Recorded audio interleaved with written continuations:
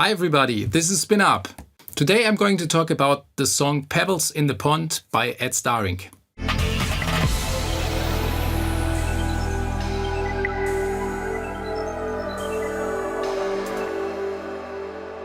End of the 80s, I got aware of the CD's Synthesizer Greatest with cover versions of monumental synthesizer songs, all performed and produced by Starink. A little later, I found this album Inner Spirits, released in '85 with Starink's own songs. And in particular, I was fascinated by the song Pebbles in the Pond because of its unusual harmonic progressions. Starink used a number of chords there that are not common in popular music, but borrowed from jazz. Pebbles in the Pond is one of my absolute favorites in electronic music compositions. Some years ago, I wanted to make a cover version of Pebbles in the Pond. At that time, I made the production in Cubase 5 and must run this project now in this relatively old version again in order to have some older plugins available. For the production, I used only two hardware synthesizers, an Access Virus TI2 and a Roland XV5080, and some drum sounds from the Cubase internal Groove Agent 1. I tried to stay close to the original, however I did not intend to create an undistinguishable copy.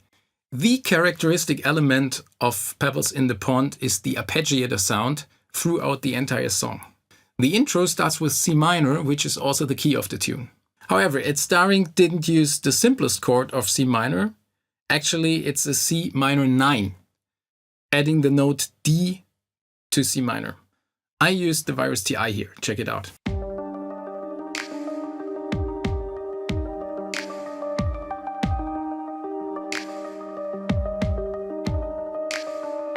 In the A part, we have the alternating chords C-7-9 and G-7. I solo the arpeggiator, the bass, and the drums for you.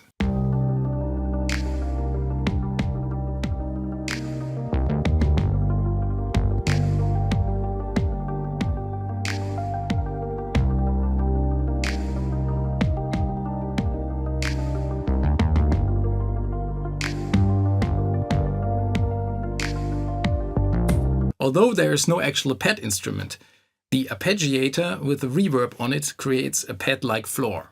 The solo instrument basically plays the harmony inherent notes of C minor as a melody, while the rhythm in the bass takes kind of a descant, a counterpoint role on the intermediate G minor chords.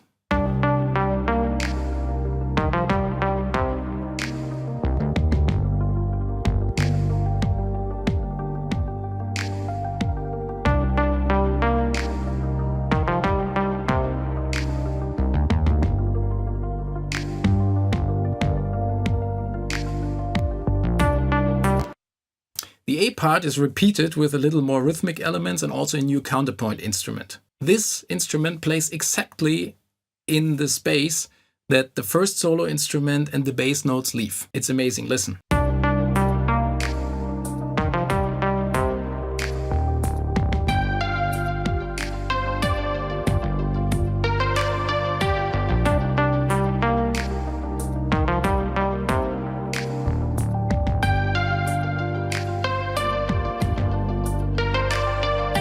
Next, in the B part, the harmony moves to A flat, the tonic parallel of C minor. But again, not in a simple way, but using the chord A flat major 7, which has a more mystic character and sounds like this. And the second chord in the B part is F minor 7. So listen to it in the song.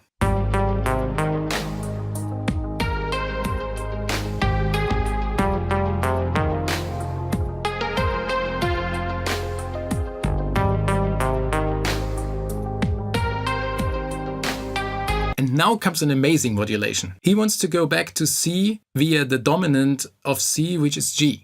Instead of using a standard chord in G, he uses the chord G7 sharp 9, sometimes called the Hendrix or Purple Haze chord.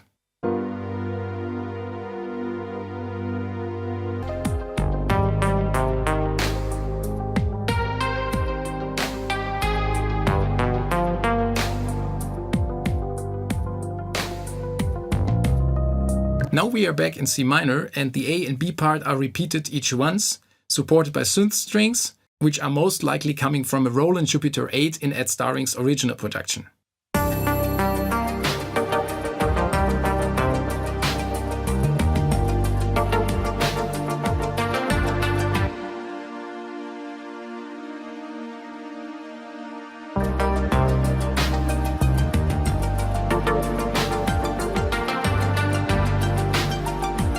The B part is slightly different from its first occurrence, namely it doesn't end on G as the first time, but on B flat 7 sus4 9th as the dominant of E flat, preparing the transition to E flat. A new solo instrument, kind of an E flute, anticipates some elements of the upcoming part of the song.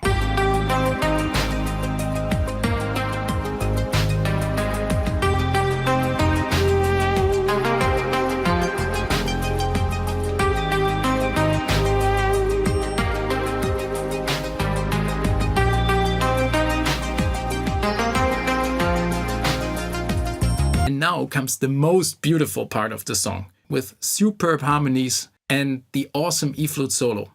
This part is really the climax of the song.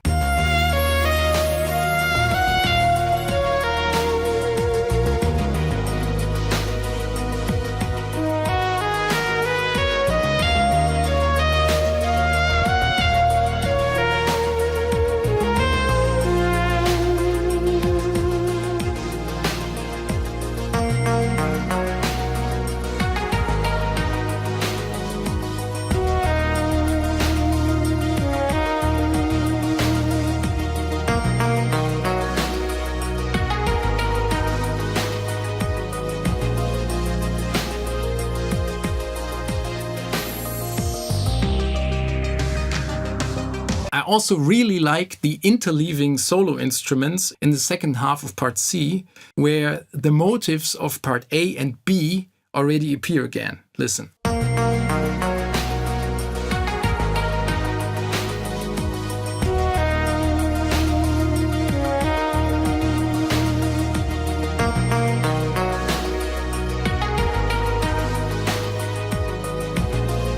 At the end of part C, the harmonies arrive at C minor again for the conclusion. It actually consists of 2 times part A in a slightly modified fashion, and the song fades out in C minor 9th as it started with.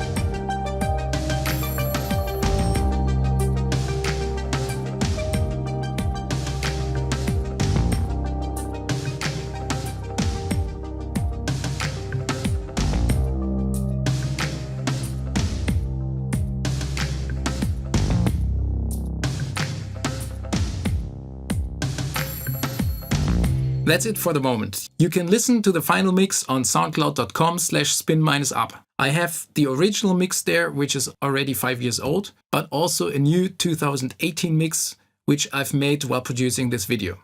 Thanks for watching.